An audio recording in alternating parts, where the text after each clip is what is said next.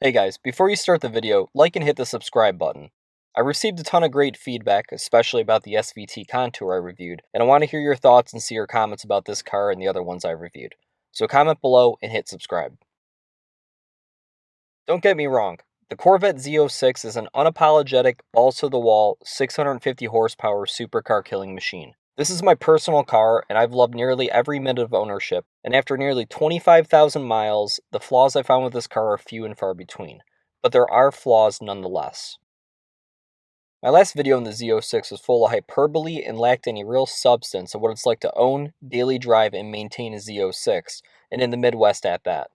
This video is aimed more at those things. The C7 Corvette models are a four-piece American car act. For the C7, you had the base model Stingray, the Grand Sport, the Z06, and finally the top dog ZR1.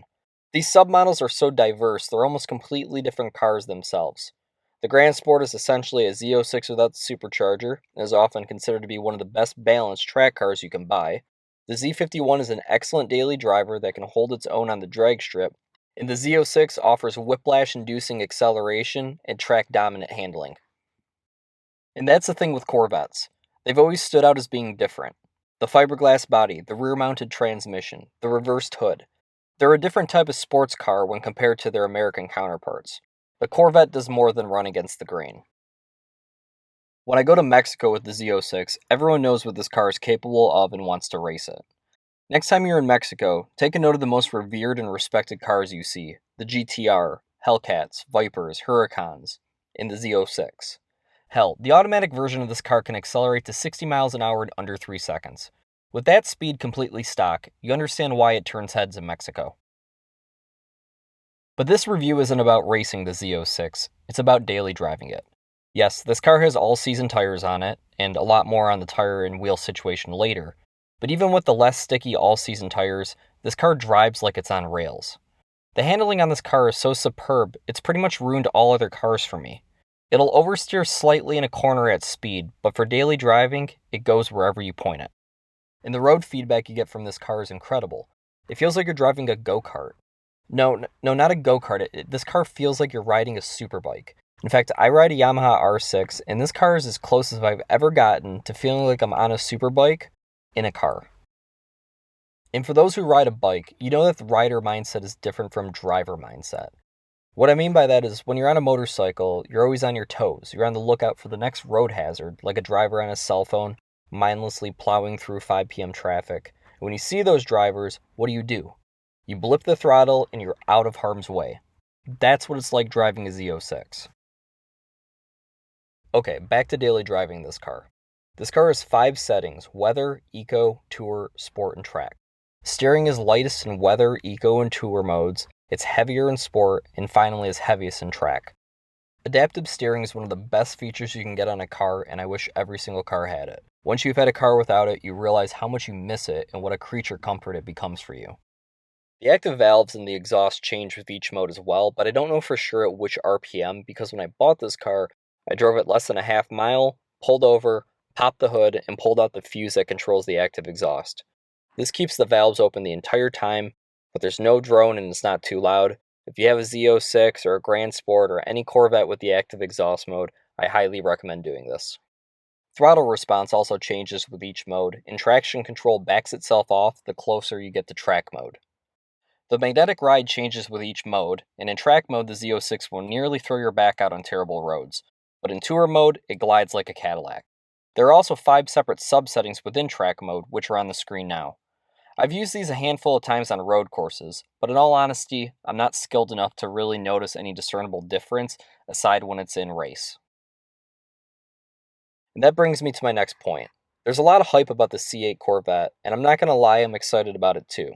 But the C7 Z06's capabilities far exceed any driving skill I have or ever will have, and if we're being honest, any skill that you will probably ever have. I will never be able to push this car anywhere near its limits, but that's part of what makes it so great.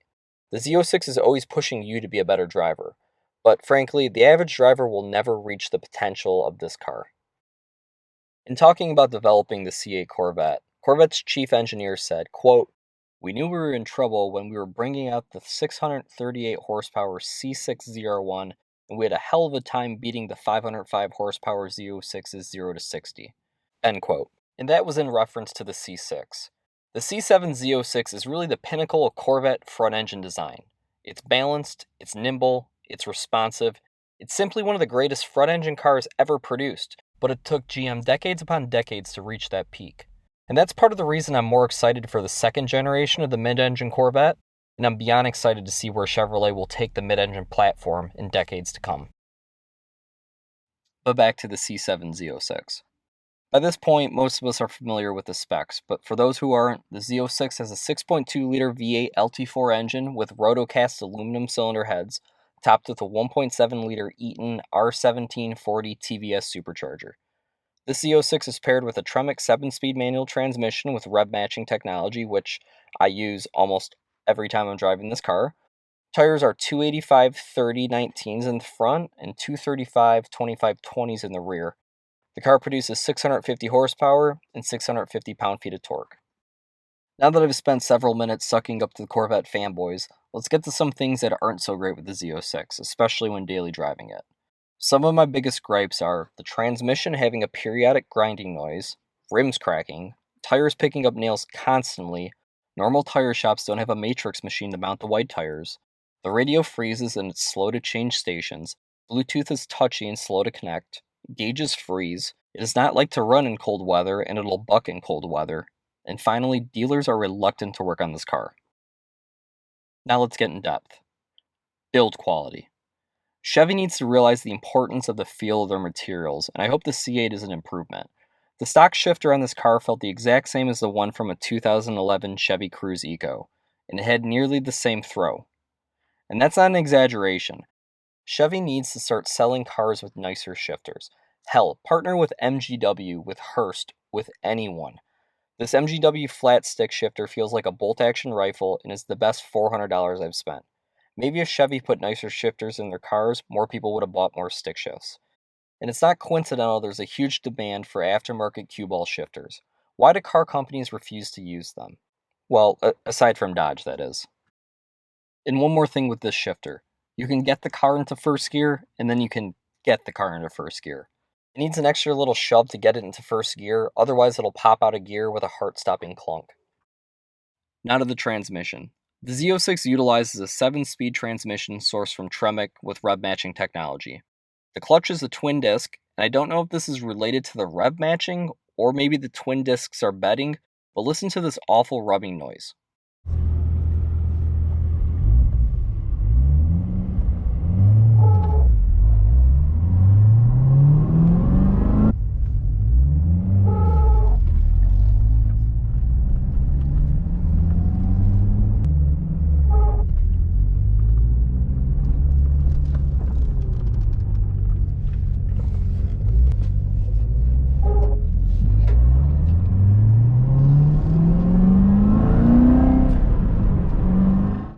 It doesn't matter the revs or gear, this rubbing noise will come and go.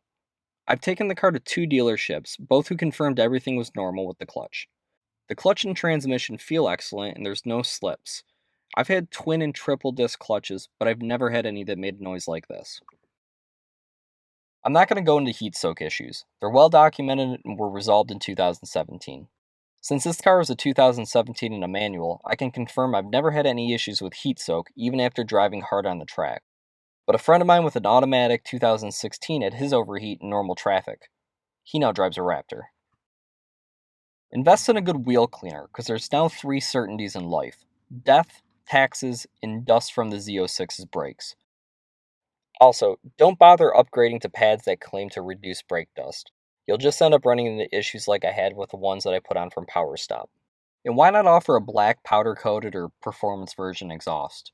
Chrome looks completely out of place on this fully blacked out Z06, and this car's nearly factory. Now to some things specific to the exterior. I've cracked 2 rims and I've gone through 5 tires in the last 10,000 miles. Yes, I drive this car daily and that means potholes, rocks, and the like, but the rims on this car seem to be particularly keen to cracking. I've been told it's because of the thinness of the aluminum on the rims, and there's a class action lawsuit against Chevrolet about the rims. Don't know if that's what it's alleging, but there is a class action lawsuit that I'm aware of. And even with these all-season tires, the tires pick up nails just because they're so sticky. Again, to build quality. This is nothing surprising with Chevrolet, and it's usually a small sacrifice, but the paint on this car is pretty subpar. Now, I worked as a professional body man and I was a painter for many years, so maybe my perception is skewed. But look at this orange peel. I can accept this on a Malibu, I can accept this on a Silverado, but I cannot accept this on a car that has an MSRP of nearly $100,000.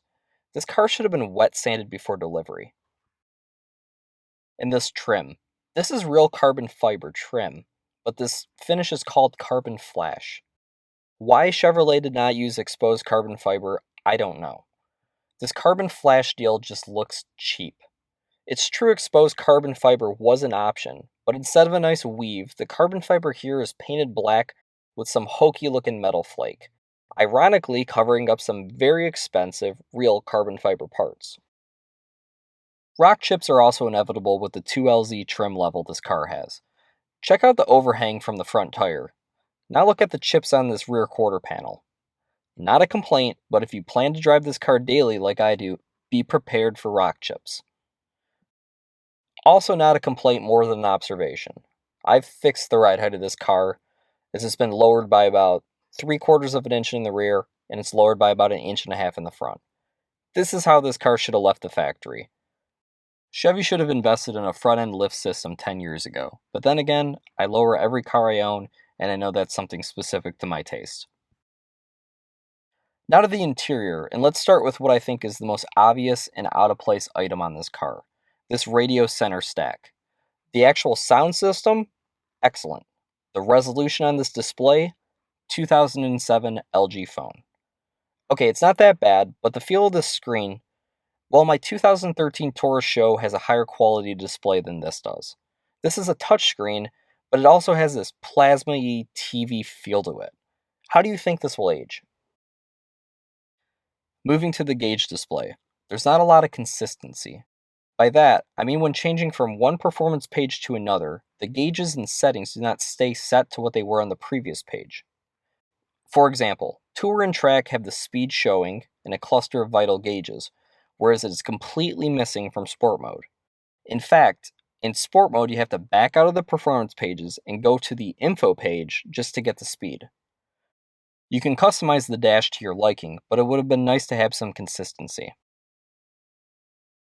The heads-up display is a gimmicky and pointless feature. I tracked this car and I've never used the heads-up display and I never will. Why does Chevy insist on spending money on this?